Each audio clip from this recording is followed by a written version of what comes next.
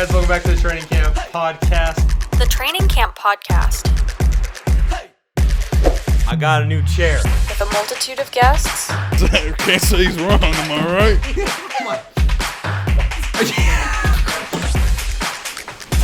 Oh, yeah. Dolphins. No, I really like. Stupid games. 5-0 last week. That's right. 5-0. Dak Prescott. You could lock up that 4 seed. Again, it's not blazing hot, 65 degrees. I'm going to do this for fun. They threw to Michael Thomas. The Heat. How? Chicago. Yes, you guys get an F. And a little too much personality. No. Last week. No, Ravens? Oh, fuck. Give me that. No way. There's no way. Hammering. 3. Really, do not talk about him. This one's my fault. Flex the game. Here we go. How's it going, everybody? Welcome back to the Training Camp Podcast. We got a stacked show. Bro, news of the week is actually a problem. It was so small yesterday, and it just got, literally within like the last 3 hours, it got added probably a good 2 to 5 minutes. So there's that. We got a special guest coming on later who I'm really excited to talk to. And honestly, the first segment that we do before we talk with Nick, I'm really excited about as well. So we're just going to hop into it. Also, look, it's a brand new shirt. It's pink. There we go. It's look at me making my way in the world. It's not the white one or the black one or the purple one. We're changing. Anyway, let's hop into news of the week because we have no time to kill here. So we're just gonna go chronologically from when I started writing my notes down. So the Ravens did trade Orlando Brown to the Chiefs for it was the Chiefs, the 31st overall pick as well as a 4th overall pick, and then I know that the Chiefs, I think they got a 2nd round pick from the Ravens back as well. Love the move by the Chiefs. I know the Ravens did get some picks back as well, obviously, but I don't know, man. I think the Chiefs win that trade because if you can get an O lineman with the talent that Orlando Brown has at the 31st overall pick, you'll take that every time. It's like why I justify Pittsburgh taking Minka or trading that pick for Minka. Like if you can get a player with his talent at the 15th overall, which I would have selected, the 15th overall pick, you do that every single time. So yeah, I love this for the Chiefs. I don't understand this for the Ravens. I'm wondering if the Ravens are going to maybe package their pick and this Chiefs pick to move up and either get an offensive lineman or wide receiver. Yeah, that's I don't know, weirdness by the Ravens there, but very, very smart for the Chiefs. Who knows, they might fucking repeat at this point. Going to the NBA, because literally all of our news of the week today is NFL. Zion is now the fastest to reach 2,000 since Jordan. Jesus, wow. If we're talking like a most under the radar player, like media coverage wise, I think Zion falls under that. I think just once LaMelo came into the league, it's that Toy Story meme of like, I don't want to play with you anymore, and they threw Zion away, but Zion's like living up to all the expectations people had for him. So shout out to Zion. That's absolutely nuts, especially to think about the fact that he reached this, obviously the fastest to 2,000 since Jordan. He also sat out like half of his rookie season, so that's absolutely amazing. Zion is going to be probably the future of this league if I had to guess. Going back to the NFL, the Browns picked up Baker's 5th-year deal. Makes a whole bunch of sense, honestly. He's not one of those quarterbacks where like a Josh Allen or Patrick Mahomes where like they're ready to start getting contract talks. I know that, you know, him and Josh Allen are kind of similar in playoff success, but I think talent-wise, it's obvious that Josh Allen has more. I think that the Browns just want to be able to see if Baker can carry the team because we've seen that it's a very play-action-based offense, and they need the run if they want Baker to succeed. So I think it's basically just a earn your keep year, and we'll see how he does this year. If they win the division, expect him to get like a big contract because that's just kind of what happens nowadays. Back to the NBA, John Wall is done for the season with a hamstring injury. It sucks for him because he's like his whole career is just injury. But I mean, what are you missing? You're not going to the playoffs. I think he's on the last year of his deal too, so who knows if he'll be in Houston next year. I doubt it. I doubt he'll be in Houston next year. Or maybe he will be, but his contract won't be as big and they can get him help. I don't know. That whole situation is a mess. I just feel bad for John Wall because he just can't escape the injury bug, man. Going back to the Ravens, they also picked up Lamar's 5th-year deal. This one was really interesting because, in my opinion, Lamar has more talent than Baker Mayfield. Not for quarterback position, just overall talent. But, like, again, Lamar is probably going to want, like, $40 million, but he can't throw the ball. So it's really hard to see. If he makes those steps this year, it's the same situation for Baker. Baker and Lamar are literally in the exact same situation, in the same division, too, where, like, I think if both these players make the playoffs next year, which with the 7-game playoff, it's very possible. If they both make the playoffs, they're both going to get a bag. I think Lamar's will be a lot more because he has the MVP on his belt and everything. But, yeah, no, I think okay. For me, Baker Mayfield's worth like $33 million, and Lamar is worth like 33 as well, because they're both talented, but for both different reasons. You have Baker who's more of a game operator and a game manager, and you have Lamar who's more of I don't want to say a generational talent because we have, or a generational outlier, but like we've had Michael Vick, we have a Kyler Murray. Like that's the game's evolving to the athletic, but Lamar is just on the next level. So yeah, I think again, very very smart for the Ravens to pick up that 5th-year deal. All right, here we go. All the NFL news. So the Broncos got Teddy Bridgewater, and they did not do anything with their 8th overall pick. So who knows what they're gonna do there? I doubt they're gonna take a quarterback now. So JP apparently on the mock draft last week is like a soothsayer because my man didn't have them taking Trey Lance, but Trey Lance was available, and like I genuinely don't see a reality where they bring in a 3rd quarterback to crowd that quarterback room. I think that they just want a real competition between, like, I feel like Teddy Bridgewater is basically a veteran by now. So between a vet and a young player and Drew Lock. Drew Lock has been training. You guys have heard me say this a million times. He's been training with Peyton Manning this season, so I'm really excited to see what he does. But yeah, no, there's no way that they are going to take a quarterback at that pick. I would not be surprised if they even move down to acquire more draft picks for the future. I'm going to say this, though. Hot take. The Broncos are the Bears of the AFC. Like, great foundational past. They have their place in the NFL's like history books, but man, they are really bad with quarterbacks, and honestly are just like all defense, and that is it. They have a couple good offensive weapons. I'm talking about both teams. Like, these are the comparisons. A couple good offensive weapons, but like the quarterback, they can just never get right. The head coach, I like Matt Nagy, but their GM has not done them any favors. But then vice versa for the Broncos. So yeah. Anyways. How do I think that he's going to do? I honestly don't know if Teddy Bridgewater is going to win the starting position because he's more expensive than Drew Lock, and Drew Lock is younger, so they can build upon him more. I wonder if Teddy Bridgewater gets traded in the middle of the season. That would not surprise me. The Falcons are taking calls for Julio Jones. Doesn't surprise me, honestly, just because how big his contract is. I was going to talk about this at the beginning of News of the Week when I was talking about the Ravens, but I was going to save it for now. If the Ravens package like those 2 picks for a Julio, I think that would make a lot of sense because it fits their cap space too, and honestly that would help out Lamar a lot. Again, relating back to what we just talked about with the 5th-year option, that would just be huge and help out Lamar in like just immensely. I think there's about a 60% chance that Julio is a Falcon when the season starts. I think other teams that could probably target him, I think the Niners definitely are a team that could target him. The Patriots could. I don't know if they have the cap space anymore. Maybe they move one of the wide receivers they just signed. I don't know. But I don't think he'll be in the NFC, honestly. I think there would have to be a king's ransom. I know the Falcons are also shopping the 4th overall pick, but they are asking for a lot there as well.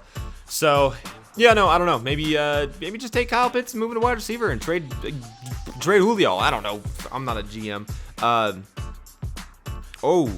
I know this definitely won't happen, but I would love to see him in Green Bay with Aaron Rodgers and Devontae Adams on the other side. Oh, that'd be beautiful. Anyway, and then lastly for News of the Week, another wide receiver news. Antonio Brown got re-signed to the Buccaneers for $3 million. Man, Antonio, you fell off, man. You fell off. You could have had a bag if you would have stayed with Pittsburgh. If you just kept your composure and not gone nuts, you would have been in Pittsburgh right now. Maybe a Super Bowl, who knows? And probably a lot higher paid, but I guess you do have a Super Bowl. I didn't think that through, did I? But no, $3 million, bro. The Buccaneers are knucking futs. They're fucking unreal. I don't understand how they're doing this. Do they win the next 3 Super Bowls? Wouldn't surprise me. Like, seriously. I mentioned earlier, like, oh yeah, the game is moving towards more athletic quarterbacks, yet Tom Brady is like still winning games somehow. He's not even just winning them. It's not like, oh, he had 1 touchdown and 2 picks. No, he's throwing for like 3 touchdowns every game.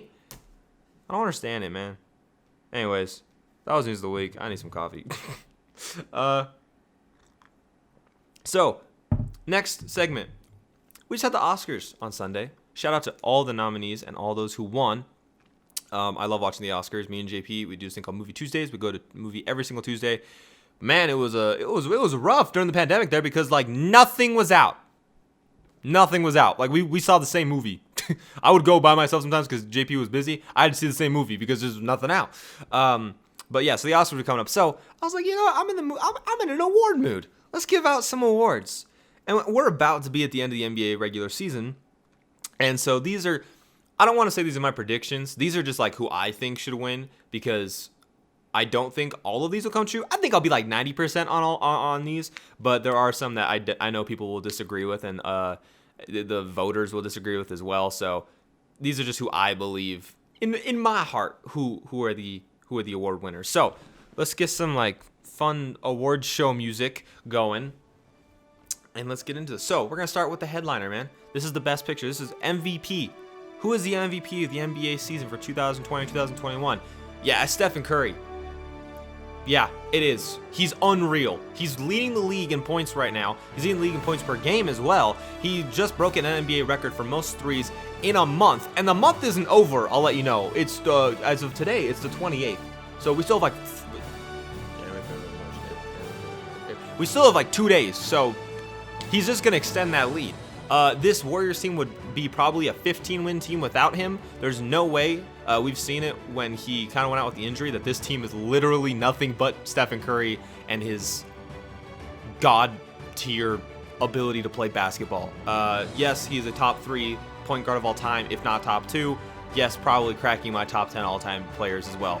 Not only because of his talent, but he revolutionized the game. Rookie of the Year.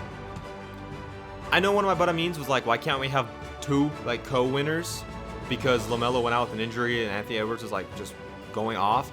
But LaMelo Ball is the Rookie of the Year, man. There's a chance he comes back, I know that. So maybe he like pops off after I say this, or maybe he's like just shits the bed. But from what we've seen so far, yeah, I think being in Australia helped him out a lot. I think playing out of college seems to be like the move, because you got look at like Luka, you look at LaMelo Ball, and we have what's his name, who's coming out of Australia next year, who's highly touted as well. So I think you're playing against professionals rather than college schemes, and so I think that really helped out LaMelo. And honestly, like he got better from when he played in the Australian League. He looks 10 times better than I thought he would in his rookie year. What he looks like now is what I thought he would look like in like 3 years. That's genuinely. He's also got a little more mature, which again, I didn't think he would, but hey, I love when people prove me wrong. And also he just made that Charlotte team a lot of fun to watch. I think if I had an award for like the funnest team to watch, it would probably be Charlotte, because win or lose, that team is just, the announcers alone, you know what I'm talking about. The announcers alone make those games fun to watch. Next, Defensive Player of the Year. This is a runaway. I genuinely don't think, I don't want to hear Ben Simmons people. No, this is Rudy Gobert, like by a landslide. He's unbelievable. He's so underrated somehow. He's overpaid, I will say that. But no, he is the best defensive player in the league. By far, hands down, easily. Definitely helps when you're 7'2", and you also are like, not like a big 7'2", just like an athletic 7'2", but yeah, no, I don't think I really need to say that much about Rudy Gobert, because people know about his ability. He's got the athleticism, he's got the stretch, he's developed post game. So I know it's not defensive related, but he's really starting to get a lot more fundamentally sound offensively. He just needs a jump shot, man. If Rudy Gobert could get a jump shot, he's an MVP candidate, easily. Look at Jokic. He's literally just like an more athletic version of Jokic. That's if he can get a jump shot. That's all it is. So yeah. Easily. I'm not even going to spend that much time on it. Most improved player, again, should be a runaway. Julius Randle. Hello? Everyone was like, wow, New York overpaid for him. That last year when he signed, they're like, that was a weird signing. And then this year he's an all-star. Yeah. Okay, so NBA players, if you want to be good in the NBA, be drafted by the Lakers, and then make sure you're traded before you can finish your rookie contract, because Julius Randle, Brandon Ingram, Lonzo Ball, I guess Kyle Kuzma's gotten worse somehow. Josh Hart, like this is just a thing that happens with LA. D'Angelo Russell, like this is just the thing that happens. So hey, if you want to have success, go to the Lakers and then get the fuck out of there. But yeah, no, I mean honestly, Julius Randle is the heart and soul of this New York Knicks organization and their team right now. I love the way they play. It's got like we'll talk about the Knicks in a second. So yeah, congratulations to Julius Randle. Sixth Man of the Year, another Utah Jazz. Look at the Jazz getting 2 awards. Jordan Clarkson, he could be a starter. Like he genuinely could be a starter, but I think the way the Jazz utilize him is awesome. You don't want to. It's not always the best to have your best players in your starting lineup, because then they're exhausted, and when your bench comes in, they're just less skilled than your starters. That's why they're bench players for a reason. But if you have someone who's skilled enough to be a starter on like half of the teams in the NBA right now, and he's on your bench, he's not a bench player. He's essentially just a starter on your bench, as the sixth man is, and he plays it perfectly well. He knows his role. That's what I love about Jordan Clarkson too. He doesn't complain about being the sixth man. He knows his role. He plays that role. Another Laker who got better when he left the Lakers. Yeah, I mean, the fact that he could be a starter on probably any NBA team right now that doesn't have like Steph at point guard, Luka Doncic, Damian Lillard,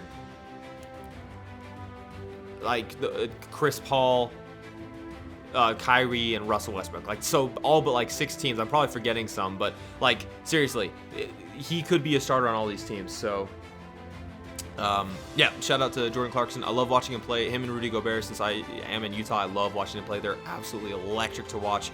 I hope to see you guys soon, like in person. Coach of the year. I talked about it. I know this is gonna be controversial, but Tom Thibodeau, man. Shout out to Tibbs. And I don't know why this is controversial. I just know it is, but like I don't understand why this is controversial. You want to tell me that this Knicks team would be how good they are right now, a playoff team, if Tibbs wasn't on the team? No, Tibbs is a culture changer. Like not just like a culture guy, like he's a culture changer. That dude, like when he was with Minnesota, a lot of people were like, "Oh, Jimmy Butler's the problem because he's so mean." Yeah. Like no, Tibbs ran it like a hard, what do you call it? like a.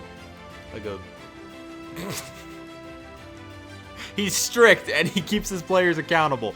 I love that too. One of my favorite things to watch with Tibbs is like he doesn't play the starter. He doesn't play a player because of their notoriety. If they have a starter and a bench player is doing better, he's gonna let that bench player play because that bench player has a hot hand. He's not gonna go, oh well, the starter is the starter, so we have to put him in. That's not what happens. He utilizes the team to their greatest strengths, I feel like, and like I just like the fact that he holds players accountable. I think that instills a sense of discipline within a team, and that's why I think they've had a couple of the young guys being breakout players this year. And I think that's another reason that Julius Randle. I don't think Julius Randle is like an undisciplined player. There's construction going on. Can y'all not? Please? Why? It's like 2:45 in the afternoon. Why are you doing construction? But no, I think Tom Thibodeau is easily the reason why the Knicks are how they are. I mean, you look at the chaos that is that organization just from the ownership standpoint. Yeah, no, like Tom Thibodeau is the main reason and the only reason why the Knicks are in a playoff contention right now, or in a playoff seed right now. So now we're going to move on to 2 teams. These are like the non-NBA awards. These are 2 that I want to talk about. So we're going to talk about the most surprising team. And I just talked about them. It's the Knicks. Who saw this coming? No one did. Don't look at me. You didn't see this coming. No, you didn't. Shut up. No, you didn't. If I would have told you before the season started the Knicks were going to be a possible top 5 seed in the NBA Eastern Conference Finals, you would not believe me. You'd think I was crazy. You'd think I was nuts. No one saw this coming. Again, attribute this to Coach Tom Thibodeau. I'm not gonna spend that much time on it because I just talked about it for the most part. But yeah, no, they're easily the most surprising team. I think the runner-up for this could have been the Suns. But again, the Suns did acquire a Hall of Fame player who has been a culture changer for his entire career. So like we all could have seen like, oh, the Suns are probably gonna make the playoffs. The Knicks do not have anything like that. Now let's go to the opposite. Let's talk about the most disappointing NBA team. Let's see, who's on the top of your guys' mind? Oh, them? Nope, it's not them. Oh, them? Nope, not them either. No. Hi, Boston. You guys are underachieving to the balls right now. What? You guys are barely the 8th seed. Barely. You guys are also barely above 500. How? Have you seen your roster? You guys also didn't make any moves at the trade deadline that greatly improved your team. You didn't make any great free agent signings, honestly. Like, one of the things I was talking about early in the season, I was like, yeah, the Celtics will get on track because they'll probably go after Boogie Cousins or like a Miles Turner or someone for the that they can get down low as a big. No, they just traded away Daniel Tice instead and got another guard. What are you doing?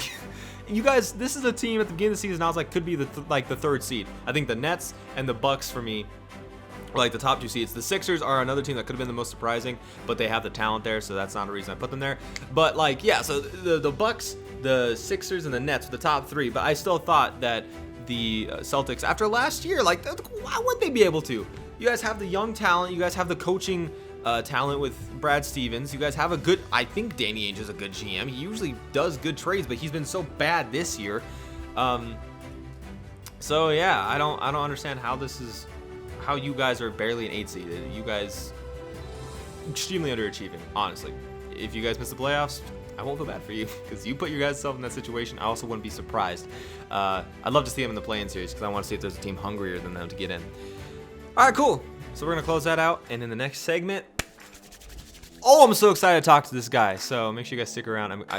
This is one like I've been looking forward to this for so long. We hinted at it last week. Yeah. So stick around for my conversation, guys.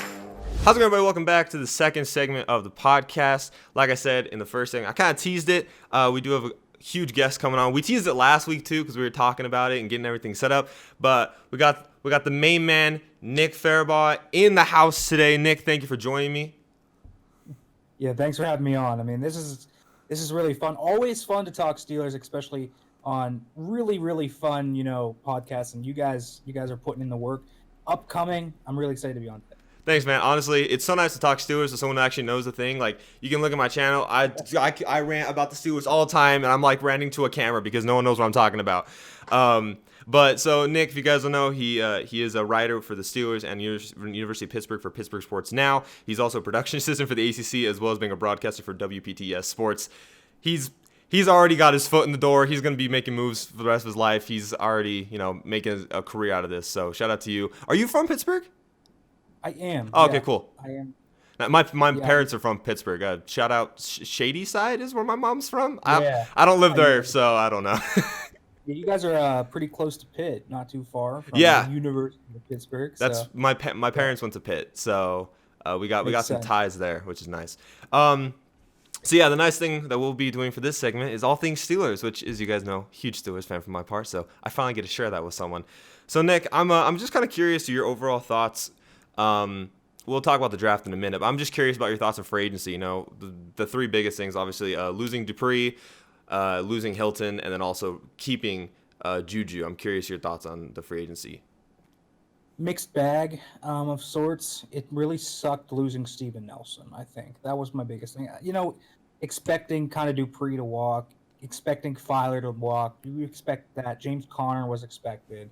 Like, all that was expected. I'm glad they kept guys like Juju and Vince. I think that was really key. It kind of diminishes some needs that they have. And I also like that they brought in a good bit of O-line depth. So Joe Haig, Shot Coward, BJ Finney. I think those are really nice signings. So where, if the Steelers do have injuries along the line, they can at least bear those. But there were a few things that just creating a huge hole at cornerback, I think, was something that really bummed me. Because, this is a corner room that has had dysfunction for the better half of a decade, and then you finally get it right. Yeah. And then 2 of the 4 guys, including one to a division rival. Yeah. And now they have like $5 million in cap space to where, they could use it they could have used that to maybe get Hilton back. And it's like, it sucks. And Steven Nelson was released for cap reasons. So, I mean, I don't know, maybe they have plans after the draft, maybe to make a signing somewhere after the compensatory deadline. So I like what they did in terms of like filling out some depth needs. And I don't think they're done. I think they're going to add a little bit more after the draft to kind of see how that works out. But yeah, they created a need for themselves by cutting Steven Nelson. I think that was the real bummer. Yeah, I mean, honestly, the biggest needs I have for Pittsburgh going into the draft, at least, is I have O-line, and then number 2 is corner, and then I have safety, and then I have running back. And you kind of talked, obviously, James Conner left, and then Steven Nelson and Mike Hilton both walked. Well, I guess we released Steven Nelson, and then we let Hilton walk, like you said, to the Bengals of all people. And then we just lost a lot of O-linemen this year. I mean, Villanueva is still unsigned by anyone, which is kind of wild, but the big one is obviously being Pouncey. And so, going into this draft, it's really... Being in the back half of the draft kind of sucks because, like, you're basically just trying to find that gold amongst bronze, really, because you don't know who's going to hit and who's not going to at that point. And, like, part of me would love to take a corner, but, I mean, we saw how Artie Burns turned out last time we took a first-round cornerback, so I'm kind of scared. For my dream scenario, if we could, like, for the first 3 picks that we have at 24, if we could have Tevin Jenkins, I'd love that. That'd be fine. I'd be happy with that. You know, he has a really, really good tape. I think he'd fit in really well with the Pittsburgh scheme, and I think he'd also help out our running game a lot. And then with 55, if he's still there, which I think there's a chance, if we could get Creed Humphrey to basically be the new Marquise Pouncey, I would love that. Honestly, I wouldn't mind. We kind of talked about this last week. I wouldn't mind taking Creed Humphrey in the first round. I think he's a hit no matter what. He's one of JP's my guys. Like, if we took him in the first, a lot of people would call it a reach. That's why I put him in with our 55 pick. And then for our third pick at the 87, I think Jamar Johnson would be kind of interesting just to kind of fill that safety role because I'm kind of worried about where Edmonds is going to go this season. So I'm curious, like, first 3 picks, what do you think Pittsburgh should do? Well, they should attack the O-line like it's nobody's business. Absolutely. Thank you. I think Jenkins is high on my board as well. Okay. I like Tevin Jenkins. If by chance the dream is Darisaw. The dream is Darisaw. But Yeah. I can't see it. That's the dream. That's the dream. Yeah. We get Christian Darisaw. That's the dream. But there are many tackles there. Jenkins, Cosme, tons of guys that could be there. And I would be okay with like Leatherwood, Eichenberg, so many. But yeah, I like Creed Humphrey there as well. I also wouldn't mind if they went like Asante Samuel Jr. I don't think he's a reach. Kind of how Creed. I think people would call that a reach. If he was 6 foot, we'd be talking about him as a top 15 pick. He's a very good football player. Yeah. Very fluid, has ball skills, can play off man, fit in kind of the Steelers scheme, similar to what they did at Florida State. They played very similar coverages, the single high looks with Minka, obviously, is a Steelers staple. Yep. And I think he's very good in the running game as well. Very versatile, kind of what he can do. I like Asante Samuel Jr. and I also like Jeremiah Owusu-Koramoah. Yes. I think he's a dude that can just do so much for this defense. And let's talk about the cat in the bag, I guess, if you will. It's Najee Harris, right? Like, Yeah. I don't hate that and I'll say this, if they go running back and then attack O-line hard in rounds 2 through 4. That's when I don't hate it. That's exactly the way I am. That's like exactly the way I don't. Here's the thing. I hate first-round running backs because I think running backs are super replaceable. And I think if you look at the history, most first-round running backs don't pan out after about 3 years. They start to fizzle out because you get tape on them because the game starts catching up to them. And so, like, 24, again, we're like basically a second-round pick at this point.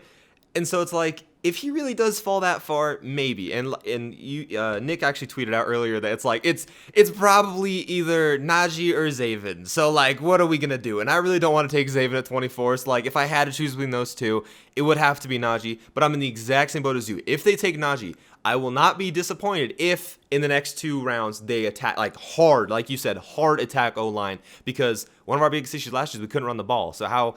It's like the Raiders, they sold their entire offensive line, and then they signed Kenyon Drake. It's like, how are you supposed to run the ball if you don't have an offensive line? So how are we supposed to, provide for Najee Harris if we don't have an O-line to block for him? Exactly. And that's why if they go running back, they need to go O-lines. But my personal would be at one of the guys we talked about. And then I think, round 2 at 55, I think we can get into corner here. Maybe an Eric Stokes, and Aaron Robinson, Elijah Molden, someone like that. Then corners a possibility. There's hybrids. Mm-hmm. There's certainly like safety corner hybrids, like a Hampson to Cyril Dean, that are very interesting to me. Mm-hmm. In like round 3, there's like Baron Browning. There's Spencer Brown. I love Spencer Brown. Yeah. I love Spencer Brown from Northern Iowa. I like Dylan Radins from North Dakota State.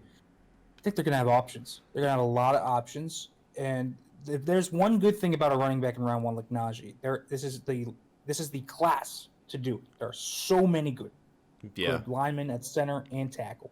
So if there's anything about that. But yeah, I agree with you. And I think corner also, I mean, you have, in my opinion, I think they can't leave day 2 without a corner. That's just my personal opinion. I would, even with a Najee pick, if you go running back, say center, then go corner, and then you attack, tackle round 4. There's enough tackles in round 4 to where I could say, there could be a guy that could push Banner or Chooks out of that spot. Obviously, Dotson last year, guards are more fungible than tackle, but tackle this year is a different beast.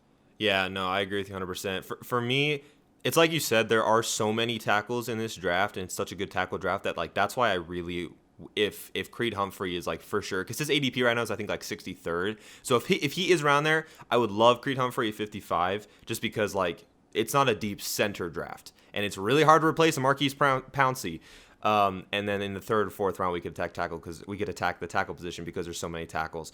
I'm kind of curious what you think about this. At 128, my mock, I have us taking Hunter Long, the tight end. I'm curious what you think about that. The only reason, I like Ebron a lot, but I'm not sure Pittsburgh's going to retain him for much longer, and we don't have anyone because Van's retired, and we don't have a future at the position. So I'm curious, at 128, what you think about that, or if you had any other thoughts about who Pittsburgh could take at 128. Yeah, I mean, tight end is one of those positions that they need, but it's like I can't take that because I have more pressing needs. Like I feel like, or you feel like they're more likely to go linebacker because they just draft linebackers like it's nothing, right? Like, oh, it's a linebacker this year, another linebacker, and they need an edge, so it's like, well, you need outside linebacker. So, but like Hunter Long is a good football player. I think he's one of the better blockers in the class. Yeah. He's super smooth in and out of his routes, high points the ball well. Not certain he's a, phenomenal football player, but a solid player who I think can be a tight end one. And I think there are many tight ends that the Steelers could look at. Tommy Tremble, Trey McKitty, Kenny Yeboah. There are a few names. Not a great tight end class, but I like Long. At 128, that's really good value. Yeah. That round 4 is weird. It kind of depends what they do, obviously, but I think this is an edge spot, perhaps. Maybe an Ellerson Smith goes here to the Steelers. Janarius Robinson, someone like that from edge, or at linebacker today. Maybe I mocked Dylan Moses. I think that would be a really good pick for them. Okay. A coverage backer. Yeah. So there's needs. Yeah. Okay. Nick, I'm gonna tell you my one biggest. Do not do this in the draft for the Steelers. And I think you tweeted about this today, so I think you're kind of on my side. If Pittsburgh so much as touches Kyle Trask, Nick, I will lose my mind. There is one quarterback I could maybe justify Pittsburgh taking in a later round, and that is Sam Ehlinger out of Texas. He's the only later round quarterback I kind of like. If they touch Trask in the second or third round, I'll lose my mind. Oh my god. Let's hope they stay so far away from Kyle Trask. It's not even funny. Thank you. This guy is SEC Mason Rudolph and maybe a worse version of Mason. Like, this is what he is. This is what this guy is. Like, he's a statue. He doesn't have a great arm. He's not particularly accurate. He misses reads. Like, what is he, man? Like, what's the upside? What's the upside? You're literally drafting Mason's replacement. I know. You're getting a third quarterback on the roster. Not that we also have Haskins, and then no one will. There's no way we could trade Mason, so we'd have to just release. Like, it's just we don't need a quarterback. I did see this from you though. If we were to trade up, like if we were to give up a Devin Bush type of haul for someone like a Justin Fields or a Trey, I'm higher on Trey Lance than I am with Justin Fields. But if we could trade up for Justin Fields, and for what we gave up for Devin Bush, it's like you said. I think you said this verbatim was like, if you trade that for a linebacker, you can trade that for a quarterback. And so I agree there. Now, leaving the draft for a quick second, I'm just curious for you, the three biggest priorities for Pittsburgh heading into and during the season. For me, I've just got extend TJ, develop Chase Claypool as a number 1 wide receiver because it looks like we might lose Juju next year. And then also, this is kind of an odd one, but I think bringing back Avery Williamson on a cheap deal would be really good to mentor the younger players, specifically like Devin Bush and Robert Spillane, because we saw how good Robert Spillane was last year. And so I'm just curious about that. I would have said to extend Minka, but we did pick up his 5th-year option, so we don't have to worry about that for another year. So I'm curious where you kind of stand with the 3 biggest needs for Pittsburgh. Yeah, 3 biggest things that they should do. Let's just talk about the umbrella, developing young offensive linemen. Yeah. That includes their rookies, Kevin Dotson. I would include Zach Banner and Chukwueze Okorafor 100%, yeah. While they are veterans, they are not tenured as starters. So develop your offensive line. There's going to be growing pains no matter what. But if by the season's end, they have a rock-solid O-line, perhaps heading into the playoffs, but they bust, a O-line that's starting to work together, really protecting Ben, they're running the ball well, I think that can set up a recipe for success, even in Ben's limited form right now. Other thing that they need to do, I think, develop Terrell Edmonds. Now, because I don't expect them to draft a safety, a true safety. They could draft a hybrid like a Hampsa, a Divine Diablo, or Darius Washington, like these guys. But these guys aren't exactly what Edmonds is. And Edmonds is a guy that has taken strides each year incrementally, and he's now an average safety. I need him to be more than just an average safety. I need him to become a above average player. And he's a guy that I think really has Bud Dupree-esque qualities when I mean he could go in like year 5 and break out because he Yeah. was so raw. And they've developed him. I mean, he's gotten better each year. So we'll see. I don't know how that's going to work out with him long term, but I think that's going to be a key piece, especially with more onus on him in the secondary this year, with a rookie corner probably starting somewhere. Rookie whatever in the slot is probably going to be starting, or Pierre is going to be on the boundary. So Edmonds is going to be – they're going to rely on Minka and Edmonds to really be the back haul along with Joe Hayden. So I think that's very important. And then the other thing, personally, they need to work with Ben to fit this offense like a glove to him. Yes. And this is like it's like Matt Canada's offense and Ben are not, they don't really mesh, right? Like they're very opposites of each other because Canada's kind of got this Shanahan-esque qualities to him where he does a lot of bootlegs and rollouts and a lot of play action, and Ben, that's not Ben. Yeah. So how can we fit this to Ben, and how can we fit this to the personnel? So kind of finding this balance between Canada's concepts but making Ben comfortable, I think, is going to be a big-time story to watch for how this season works out for them. Yeah, no. On the Edmonds front, it's funny because, you know, obviously at the beginning of the segment, you're talking about Pittsburgh drafting a corner. And if they do that, this would kind of overtake one of the priorities. This was like my fourth one, essentially. It would just be go after Richard Sherman if we do draft a cornerback, because I think he'd be a good mentor for a corner and also for Edmonds, because I think that would really help Edmonds on the coverage side. But then in relation to the whole Matt Canada thing, dude, I cannot tell you how many times last season. So first of all, I'm a huge Matt Canada supporter, but I agree with you 100% that, you know, we signed him as the OC for the future, not really for Ben. This is just kind of play out Ben's year. But man, watching Randy Finkner's horrible schematics last season was killing me so hard. And then in week 17, when we let Matt Canada call the plays and Mason almost threw for like 3 TDs and 350 yards, I was like, okay, if we can get things worked out with Ben, we will be the team that we should have been last year. I do agree with you though, like Ben's limitations physically is going to be kind of an issue. But it's nice because I think we have the wide receivers that fit the scheme. We have the running backs no matter what, because Matt Canada, I mean, obviously he worked with McFarland at Maryland. And so we have the running backs fit the scheme, and we'll probably be able to build our own line towards the scheme. But the big question mark is Ben. I do think it'll take probably 4 or 5 games for Ben to adjust. Luckily, we do have an added game this season. But I don't know, man. I just think after Randy having Ben throw a million slants and drag routes, like, I couldn't tell you how many times I was so upset with all these stupid media people being like, oh, Ben's washed because he throws 1-yard dink dunks. It's like, no, that's all he's designed to do. And then it was like did you think that Randy was like very, very predictable offensively? Yes, he was not a good OC at all. Thank you. Like part of it was definitely Ben not being Ben. And we have to rely that Ben is essentially Jimmy Garoppolo at this point. Which sucks, but yeah, that's kind of what he is. He's like a Garoppolo Goff type quarterback now, where he's like a facilitating point guard. Like, I'm sorry, this is what Ben is right now. He can't move outside the pocket anymore because he has arthritic knees. He has a better arm than both of them. Oh, so he can man. take from that. Like, he can actually here's the thing. Goff is scared of pressure. Ben isn't scared of pressure. That's fair. Because he's tough as nails. And Garoppolo has a noodle arm, essentially, or he just has no accuracy at all. Ben can push the ball down the football field. So he has more dynamic ability.